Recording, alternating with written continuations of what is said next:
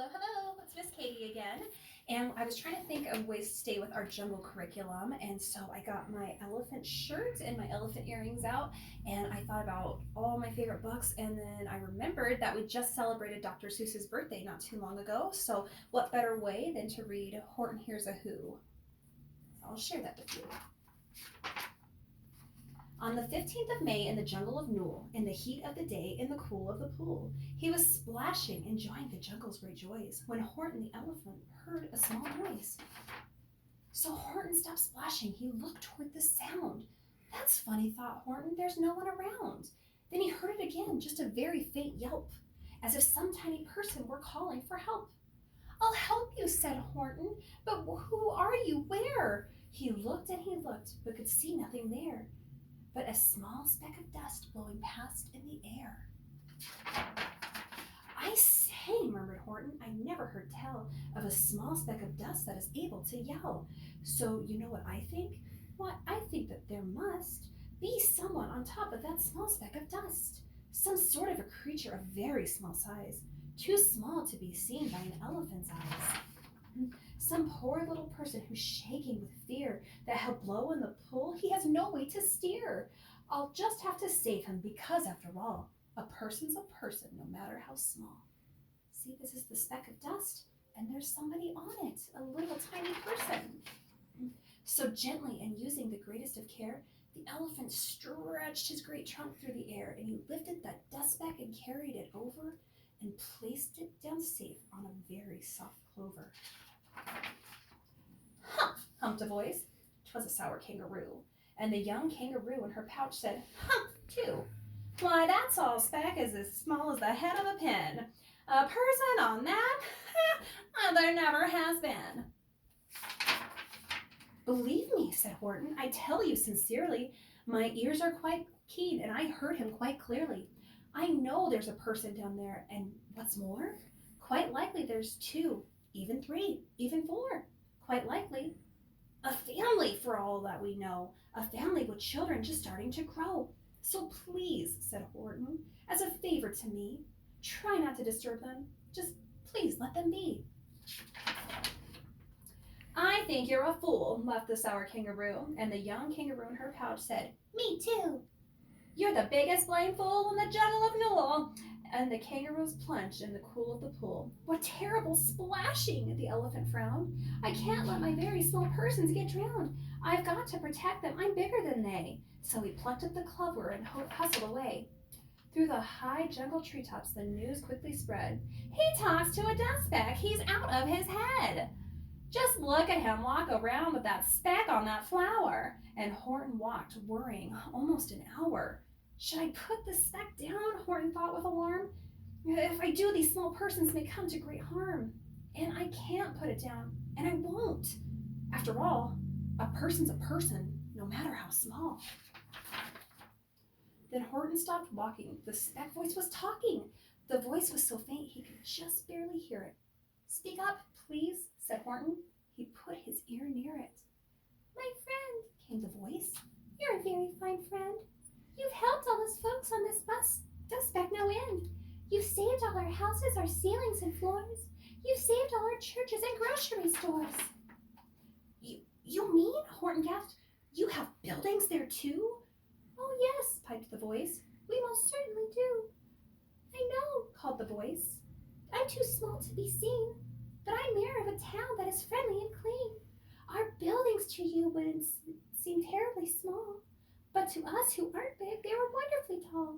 My town is called Whoville, for I am a Who, and we Whos are all thankful and grateful to you. And Horton called back to the mayor of the town, You're safe now, don't worry. I won't let you down. But just as he spoke to the mayor of the speck, 3 big jungle monkeys climbed up Horton's neck. The Wickersham brothers came shouting, What rot! This elephant's talking to Whos who are not. There aren't any Whos, and they don't have a mayor. And we're going to stop all this nonsense. So there. They snatched Horton's clover. They carried it off to a black-bottomed eagle named Vladikov, a mighty, strong eagle of very swift wing. And they said, will you kindly get rid of this thing? And before the poor elephant could even speak, that elephant flew off with the flower in his beak. All that late afternoon and far into the night, that black-bottomed birdie flapped his wings in fast flight, while Horton chased after with groans over stones that tattered his toenails and battered his bones, and begged, please don't harm all my little folks, who have just much right to live as us bigger folks do. But as far, far beyond him, the eagle kept flapping, and over his shoulder called back, quit your yapping! I'll fly through the night. I'm a bird. I don't mind it. And I'll hide this tomorrow. Well, you'll never find it. And at 6:56 the next morning, he did. It sure was a terrible place that he hid it. He let that small clover drop somewhere inside of a great patch of clovers 100 miles wide. Find that, sneered the bird, but I think you will fail. And he left with the flip of his black-bottomed tail. I'll find it, cried Horton. I'll find it or bust. I shall find my friends on a small speck of dust. And clover by clover by clover with care, he picked up and searched them and called, are you there? But clover by clover by clover he found that the one that he sought for was just not around. And by noon, poor old Horton, more dead than alive, had picked, searched, and piled up 9,005. Then on through the afternoon, hour after hour, till he found them at last on the 3,000,000th flower. My friends, cried the elephant, tell me, do tell. Are you safe? Are you sound? Are you whole? Are you well? From down in the dustbag came the voice of the mayor. We've really had trouble, much more than our share. When that black-bottomed birdie let go and we dropped, we landed so hard that our clocks have all stopped. Our teapots are broken, our rocking chairs smashed, and our bicycle tires all blew up when we crashed. So Horton, please, pleaded that voice of the mayor's, will you stick by us who's while we're making repairs? Of course, answered Horton. Of course I will stick. I'll stick by you small folks, through thin and through thick. Humph, humped a voice. For almost 2 days you've run wild and insisted on chatting with persons who've never existed. Such carryings on in our peaceable jungle, we've had quite enough of your bellowing bungle. And I'm here to state, snapped the big kangaroo, that your silly nonsensical game is all through. And the young kangaroo in her pouch said, me too. With the help of the Wickersham brothers and dozens of Wickersham uncles and Wickersham cousins and Wickersham in-laws whose help I've engaged, you're going to be roped and you're going to be caged. And as for your dustbag, that we shall boil in a hot steaming kettle of hazelnut oil. Boil it, gasped Horton. Oh, you can't do. It's all full of persons. I'll prove it to you. Mr. Mayor, Horton called. Mr. Mayor, you've got to prove now that you really are there. So call a big meeting, get everyone out, make every who holler, make every who shout, make every who scream. If you don't, every who is going to end up in a hazelnut stew. And down on the dustbag, the scared little mayor quick called a big meeting in Whoville Town Square. And his people cried loudly, they cried out in fear, we are here, we are here, we are here, we are here. They're all saying that they're there on that dustbag. The elephant smiled. That was clear as a bell. You kangaroos surely heard that very well. All I heard, snapped the big kangaroo, was the breeze and the faint sound of wind through the far distant trees. I heard no small voices, and you didn't either. And then the young kangaroo in her pouch said, me neither. Grab him, they shouted, and cage the big dope. Lasso his stomach with 10 miles of rope. Tie the knots tight so he'll never shake loose. Then dunk that dustbag in the hazelnut juice. Horton fought back with great vigor and vim, but the Wickersham gang was too many for him. They beat him, they mauled him, they started to haul him into his cage, but he managed to call to the mayor, don't give up, I believe in you all. A person's no matter how small, and you very small persons will not have to die if you make yourselves heard, so come on now, try. The mayor grabbed a tom-tom, he started to smack it, and all over Whoville's they whopped up a racket, they rattled tin kettles, they beat on brass pans and garbage pail tops and old cranberry cans. They blew on bazookas and blasted great toots on clarinets, oompas, boompas, and flutes. Great gusts of loud racket rang high through the air. They rattled and shook the whole sky. And the mayor called up through the howling mad hullabaloo. Hey, Horton, how's that? Is our sound coming through?